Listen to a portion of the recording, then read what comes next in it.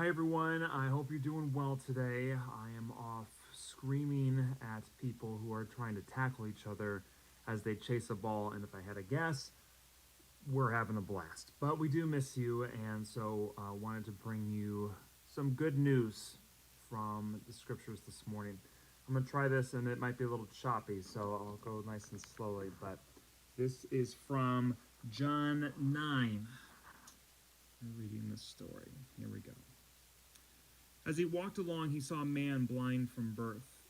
As his disciples asked him, "Rabbi, who sinned, this man or his parents, that he was born blind?"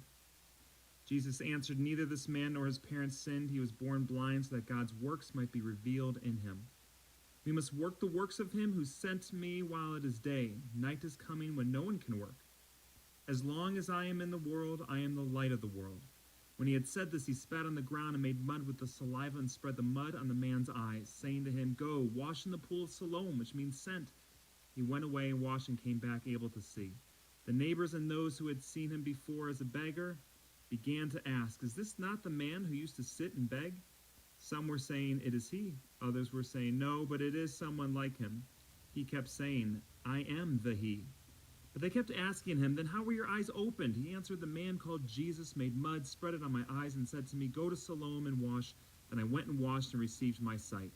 They said to him, "Where is he?" He said, "I do not know." They brought to the Pharisees the man who had formerly been blind. Now it was a Sabbath day when Jesus made the mud and opened his eyes.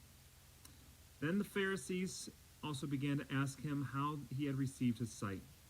He said to them, "He put mud on my eyes, then I washed, and now I see." Some of the Pharisees said, "This man is not from God, for he does not observe the Sabbath." Others said, "How can a man who is a sinner perform such signs?" And they were divided. So they said again to the blind man, "What do you say about him? It was your eyes he opened." He said, "He is a prophet." The Jews did not believe that he had been blind and had received his sight until they called the parents of the man who received his sight and asked them, "Is this your son, who you say was born blind? How then does he see?" His parents answered, "We know that this is our son and that he was born blind, but we do not know how it is that he now sees, nor do we know who opened his eyes. Ask him. He's of age. He will speak for himself." His parents said this because they were afraid of the Jews, for the Jews had already agreed that anyone who confessed Jesus to be Messiah would be put out of the synagogue. Therefore his parents said, "He's of age. Ask him." So for the second time they called the man who had been blind. They said to him, "Give glory to God. We know that this man is a sinner." He answered, "I do not know whether he's a sinner. One thing I do know, that though I was blind, now I see." They said to him, "What did he do to you? How did he open your eyes?" He answered them, "I have told you already, and you would not listen. Why do you want to hear it again?" Okay, a big story, but one that is interesting. I played in a band when I was younger with a drummer named TJ who was blind since birth. And one of the things that we asked him about it often as we set up his drum sets every week and helped him to and from all the things related to the band that we were in.